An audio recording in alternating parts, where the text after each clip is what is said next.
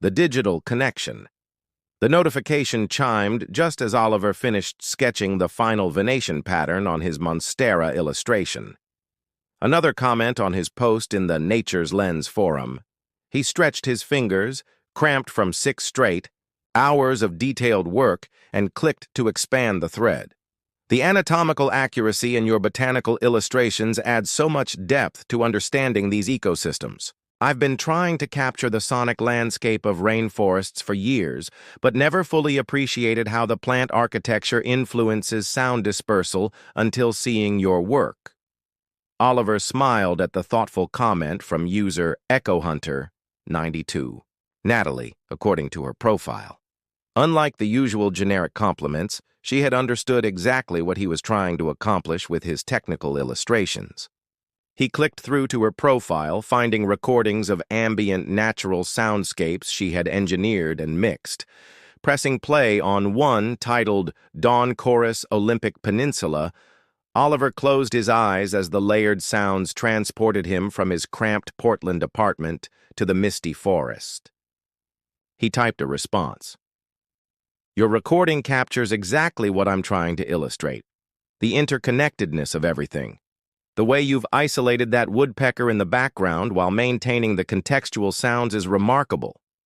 That exchange in April 2020, when the world had shrunk to the size of apartment walls and screen dimensions, began a conversation that expanded over weeks into months. Oliver learned that Natalie worked as a sound engineer for wildlife documentaries, currently stranded in Tacoma with all productions halted. He shared his work illustrating botanical guidebooks and his struggle to stay financially afloat as publishing projects were indefinitely postponed. Their messages evolved from professional appreciation to personal revelation. Natalie sent him audio clips of unusual bird calls with quirky commentary. Oliver responded with quick sketches of what he imagined the birds looked like, based solely on their sounds, often hilariously incorrect. They exchanged music, her obscure ambient compositions, his collection of global folk instrumentals. I haven't laughed this much in months, Natalie wrote one evening after Oliver sent her a deliberately absurd illustration of what he imagined a potu bird might look like if it evolved in downtown Seattle.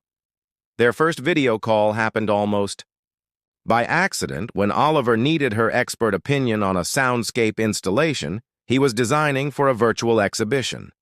The planned 15-minute consultation stretched to 3 hours, both surprised by how easily conversation flowed.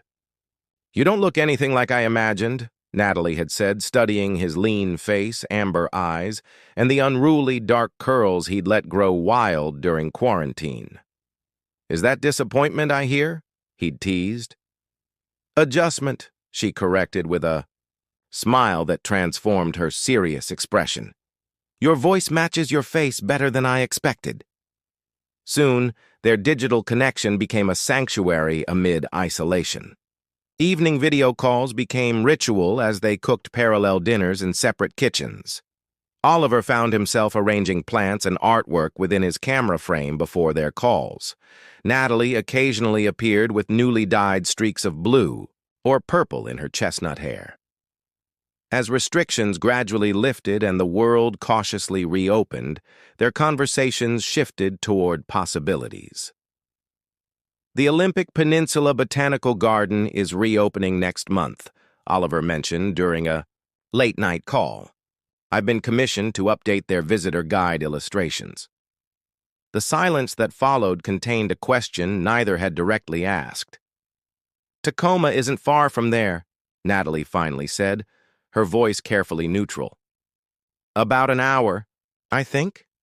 Another pause. I could use some field recordings from that ecosystem, she offered. We could meet, Oliver suggested, heart suddenly racing. If you wanted to. Through the pixelated video, he watched her expression shift through consideration, nervousness, and finally to a decisive nod. I'd like that, Natalie said. After all this time talking, it seems strange we've never actually been in the same place. Same physical place, Oliver corrected gently. I think we've been in the same mental space for months now. Her smile in response was worth every lonely pandemic day that had led him to her. First encounter. The Olympic Peninsula. Botanical gardens stretched before Oliver like a living canvas, vibrant against the unusually clear Washington sky. He adjusted his messenger bag, feeling the weight of his sketchbooks and the nervous flutter in his stomach. After 8 months of digital connection, Natalie would soon be more than a face on his screen. He spotted her before she saw him. She stood by the entrance map, wearing a forest green jacket with headphones around her neck, exactly as she'd described. Her chestnut hair caught the sunlight, those signature blue streaks more vibrant in person.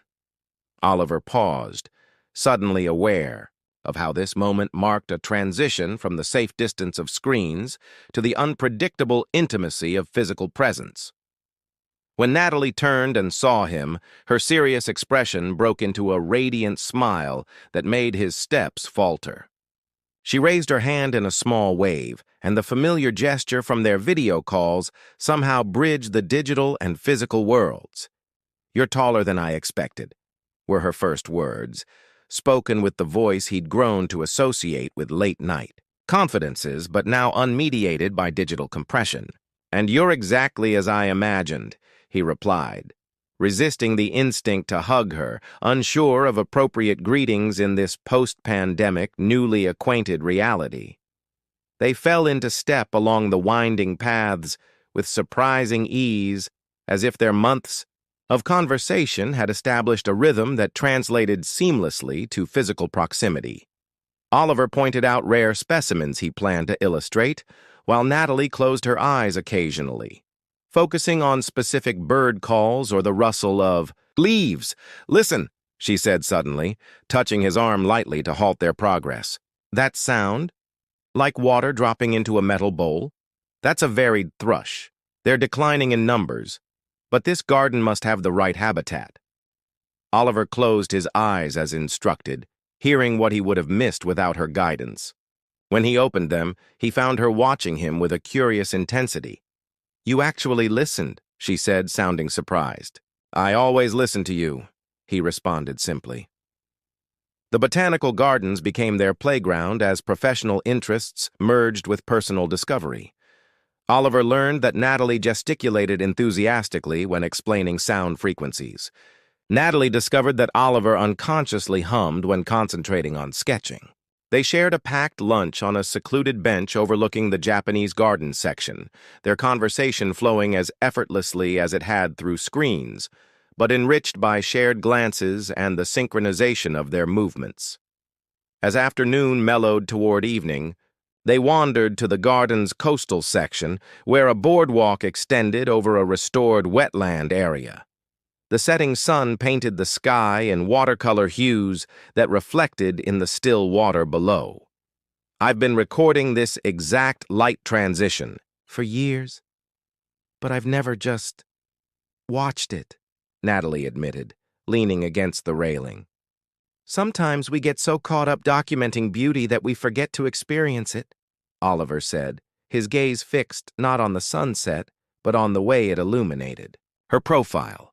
The moment felt weightless, suspended between their digital past and whatever future might unfold. Instinctively, Oliver reached for her hand, a gesture of connection. The change was instantaneous. Natalie's body went rigid, her breathing shallow. Though she didn't pull away, he felt a tremor run through her fingers. When he looked at her face, the openness he'd enjoyed all day had vanished behind a mask of controlled panic. "Natalie?" he questioned softly, immediately loosening his grip. "I'm fine," she said automatically, but her eyes betrayed her, darting toward their joined hands and then away, focusing on the distant horizon as if anchoring herself. Oliver gently released her hand, but remained close. "You don't seem fine. Did I do something wrong?"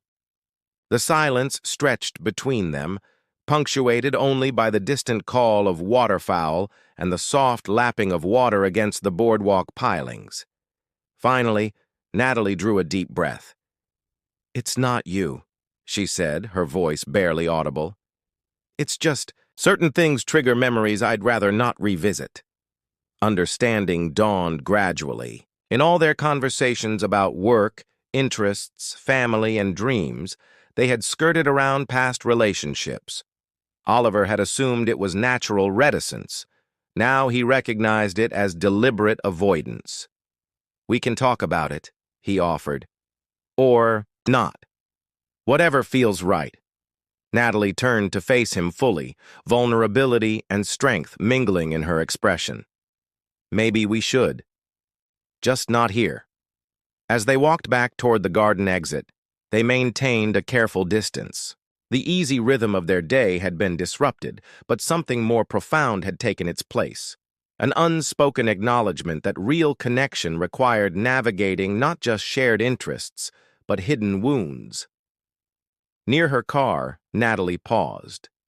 "There's a cafe in Port Angeles I like. Quiet, usually empty this time of evening." The invitation carried weight beyond its simple words. "Lead the way," Oliver said. "I'll follow you." The double meaning wasn't lost on either of them as they departed in separate vehicles, connected now by something deeper than digital signals. A fragile trust beginning to form, despite the shadows neither had yet fully revealed. Unveiled wounds. The cafe in Port Angeles was exactly as Natalie had described, softly lit, sparsely populated, with mismatched furniture and local art covering the walls. They sat in a corner booth, ceramic mugs of tea creating a fragrant barrier between them. The physical distance was minimal, but Oliver sensed an emotional chasm had opened since the moment on the boardwalk. "I should probably explain," Natalie began, her fingers tracing the rim of her mug. "About what happened earlier." "Only if you want to," Oliver assured her, fighting the urge to reach across the table, knowing now that such gestures carried unexpected weight. Natalie's eyes met his briefly before focusing on a point just beyond his shoulder. "6 years ago, I was engaged to someone named Damien. We met through the Seattle music scene. He was a composer. I was doing sound engineering for independent films." She paused, taking a deliberate sip of tea. "It started wonderfully.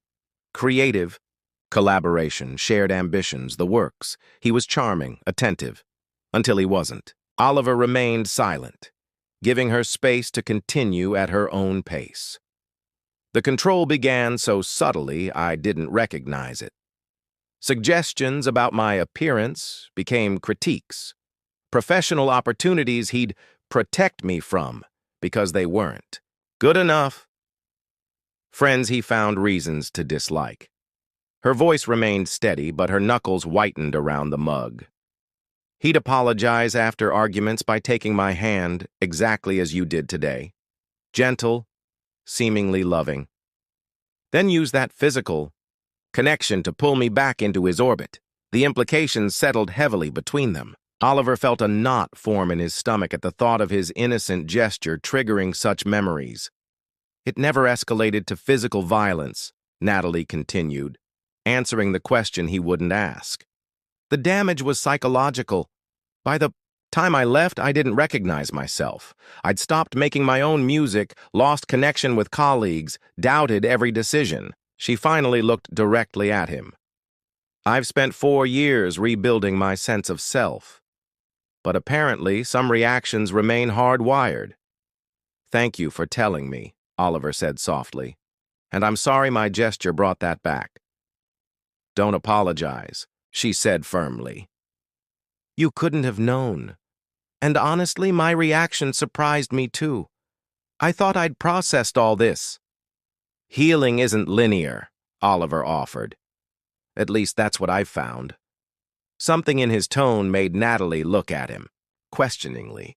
"You sound like you speak from experience." It was Oliver's turn to stare into his tea. Fair exchange demanded vulnerability in return. "Different circumstances, similar aftermath," he finally said. "My wife, Leanne, died 3 years ago. Cancer. Quick and brutal. Diagnosis to funeral in 8 months. Natalie's soft, 'I'm sorry,' held no platitudes. just genuine empathy. After she died, I couldn't draw for almost a year. Just nothing. My entire artistic identity vanished alongside her. He rubbed his beard absently. The pandemic isolation actually helped, oddly enough. Forced me to sit with everything I'd been avoiding. Started drawing plants because they don't change expression, don't remind me of her. Built a new artistic identity, separate from the life we'd shared. The confession hung between them. Two people whose paths to this cafe had wound through very different landscapes of loss. So we're both works in progress, Natalie said, a small smile softening her features. Aren't we all? Oliver returned her smile. Though some of us more obviously under construction than others. The tension between them eased, replaced by a deeper understanding. They spent the next 2 hours exchanging stories they'd previously withheld, Natalie describing her gradual return to creating personal music projects after years of creative suppression. Oliver sharing how he'd packed away his wife's belongings 3 separate times before finally succeeding. Do you still want to collaborate on the garden project? Oliver asked as they prepared to leave, suddenly uncertain where they stood. Natalie considered this, head tilted thoughtfully. Yes, she finally said, but I think we need new parameters, such as honesty about boundaries, permission before, physical contact, and patience with ourselves and each other. She stood, gathering her jacket. I like you, Oliver, more than I expected to, but whatever this becomes, it needs to develop slowly. I can do slowly, he assured her, rising to stand a respectful distance away, and the rest sounds like good practice regardless. Outside the cafe, they paused under the streetlight, neither quite ready to end the evening despite its emotional intensity. I'm glad I met you, Oliver said simply. The real you, not just the digital version. Even with all my complications? Natalie asked, vulnerability briefly visible beneath her composed exterior. Especially with them, he replied. They're part of what makes you, you.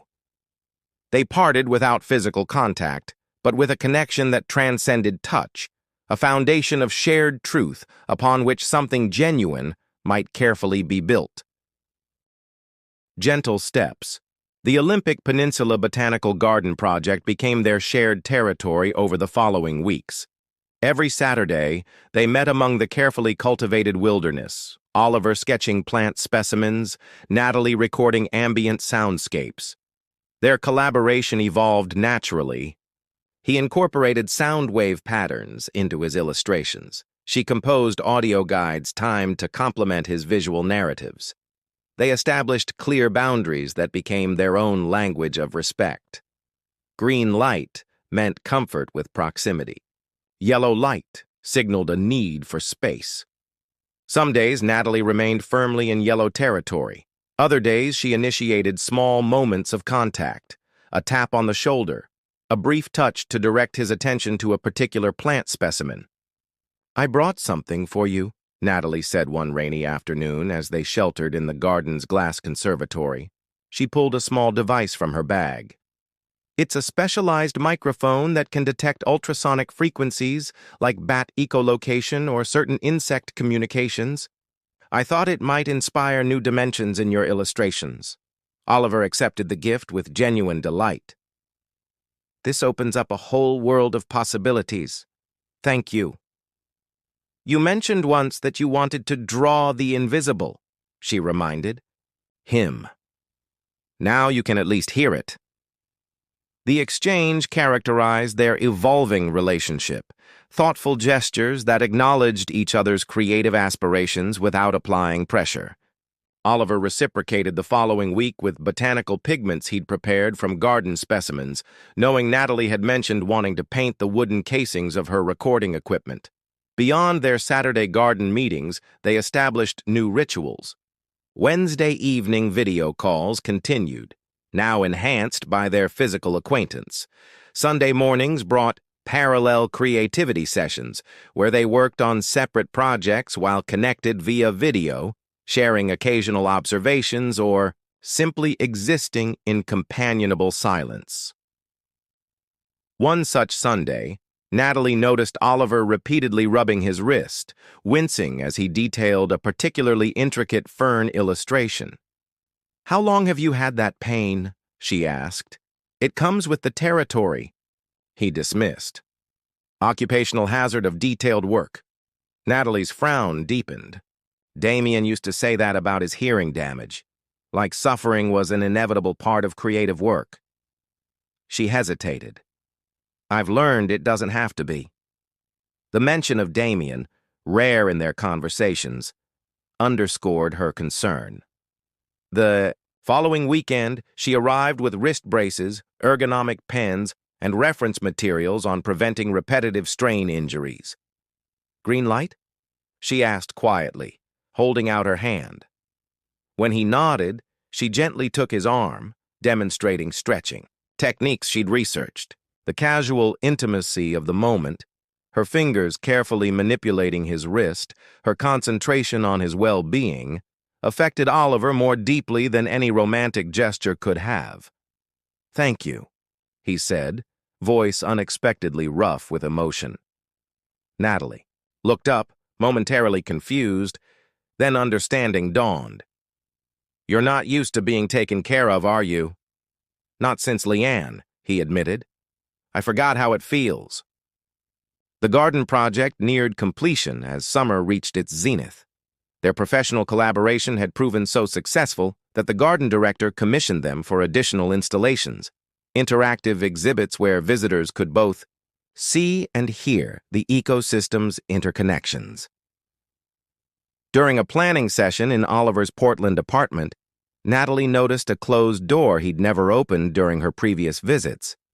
"My old studio," he explained, following her gaze. "From before." Natalie nodded, understanding the significance. "Would you show me?" "Only if it's green light, of course." Oliver hesitated, then crossed to the door, key already in hand, as if he'd been waiting for this moment without realizing it. "Yellow approaching green," he said honestly, "but I think it's time." The studio beyond held paintings unlike his current botanical illustrations, vibrant urban landscapes, intimate portraits, and abstract compositions, evidence of a different artistic identity, preserved like artifacts from another life. "These are extraordinary," Natalie said quietly, studying a particularly striking portrait of a laughing woman with wild, curly hair. Unmistakably Leanne. "This was the last one I completed before her diagnosis," Oliver explained. "Sometimes I come in, here just to remember who I used to be as an artist. Who you still are," Natalie corrected gently. "Just evolved." Later that evening, as they finalized project details at his kitchen table, Natalie suddenly placed her hand atop his, a deliberate gesture unlike her usual careful approaches. "Full green light," she said with quiet certainty. "For this moment, at least." Oliver turned his palm upward, their fingers interlacing naturally. Neither spoke, both recognizing the significance of this small but monumental step, her choice to connect, his patience in waiting for her readiness. They continued, working, hands joined, as if this new configuration had always been possible, just waiting for the right moment to emerge. Hands freely. Given dawn light, painted the eastern sky in delicate strokes, as Oliver waited at the Fragrance Lake trailhead. The hiking excursion had been Natalie's suggestion, a celebration of their completed garden project and an opportunity to record dawn chorus in the old-growth forest. That she'd proposed an activity requiring them to navigate darkness together seemed significant in ways beyond the literal. Her headlights appeared precisely at the arranged time, 4:30 a.m. Natalie emerged from her car dressed in practical layers, recording equipment in her backpack, thermos in hand. "Perfect timing," Oliver greeted her. "The birds are just beginning to stir." They began the ascent in comfortable silence, headlamps illuminating the path through the forest darkness. As they climbed, the eastern sky gradually brightened, filtering through ancient trees in ethereal patterns that Oliver mentally cataloged for future illustrations. "Stop here," Natalie whispered after they'd been hiking for 30 minutes. She set up a specialized microphone, gesturing for Oliver to remain still. For 10 minutes, they stood motionless as the forest awakened around them, varied thrushes, winter wrens, and Pacific wrens creating layered melodies that echoed through the trees. When Natalie finally lowered her equipment, she was smiling. Perfect clarity. The relative humidity and temperature are ideal for sound propagation today. They continued upward, pausing occasionally for Natalie to record or Oliver to photograph interesting botanical specimens. The easy rhythm of their movement reflected months of learning each other's patterns, when to speak, when silence was needed, how to share space without encroachment. The trail opened to a viewpoint just as the sun crested the distant mountains. Below them, the lake reflected the fiery sky, while forest stretched toward the horizon in every direction. "Worth the early wake-up?" Natalie asked, though Oliver's expression already answered the question. "Absolutely," he confirmed, setting up his portable easel to capture a quick watercolor study, though the company would make any view worthwhile. Natalie busied herself with her recording equipment, but Oliver noticed the pleased flush his words brought to her cheeks. They worked side by side as the sunrise progressed, each capturing the moment through their respective media. "I've been thinking," Natalie said as she adjusted her microphone position, "about expansion." "Of the garden project?" Oliver asked, adding touches of gold to his painting. "Of everything." She turned to face him fully. "I've been offered a position with a documentary team heading to Costa Rica next month. 3 weeks documenting rainforest. Soundscapes for a conservation project." Oliver's brush paused mid-stroke. "That sounds like an amazing opportunity." "It is," she agreed, "and I'd like you to consider coming with me." The invitation hung between them, weighty with implication. "As a collaborator?" he asked carefully. "That too," Natalie said, her voice steady despite the vulnerability in her eyes. "But mainly because I've realized something important these past months." She moved closer, purposeful and deliberate. "I've been defining myself by my boundaries, what I can't do, what frightens me, what might trigger old memories. It was necessary for healing, but it's not how I want to live going forward." The morning light illuminated her face, highlighting a determination Oliver recognized from their professional collaborations, but had rarely seen in personal matters. "Costa Rica has some of the most diverse botanical specimens in the world," she continued. "I thought perhaps you might find inspiration there. We could extend your garden illustrations into a global ecosystem project." "It sounds perfect," Oliver said honestly, setting aside his brush. "But Natalie, are you sure? 3 weeks together is very different from our current arrangement." Her response wasn't verbal. Instead, she extended her hand toward him, palm up, fingers relaxed. An invitation, not a response to his initiative. Oliver remained still, understanding the significance of allowing her complete agency in this moment. "Full green light," she said softly. "Not just for now, but for seeing where this path leads." When their hands connected, there was no trembling, no hesitation, just the warm certainty of skin against skin, freely chosen. Natalie's fingers curled around his with deliberate pressure, a stark contrast to the rigidity of their first attempted contact months before. "I can't promise I won't still have yellow light days," she said, her gaze direct. "Or that certain things won't still trigger old responses." "I'm not looking for promises," Oliver replied, giving her hand a gentle squeeze. "Just possibilities." They stood together as the sun rose fully above the mountains, hands joined, faces illuminated in the new day's light. Behind them lay months of careful steps, patient understanding and gradual healing. Before them stretched possibilities neither had imagined when they first connected through digital screens during isolated days. "Costa Rica it is, then," Oliver said, gently raising their joined hands. Partners in every sense? Natalie's smile held none of the reservation he'd grown accustomed to seeing. Partners, she agreed. In work, in discovery, and in whatever comes next. They began their descent through the now sunlit forest, hands still connected, adjusting their pace to accommodate each other's natural rhythm. The path ahead would hold challenges, occasional retreats, and inevitable moments of healing still needed, but they would navigate it as they had learned to do everything else, with honesty, patience, and the understanding that the most meaningful connections form not despite our wounds, but because we trust another enough to reveal them. As they reached the forest's edge, Natalie paused, listening to something beyond Oliver's perception. "Hear that?" she asked. Oliver closed his eyes, focusing as she had taught him. "What am I listening for?" She smiled, squeezing his hand.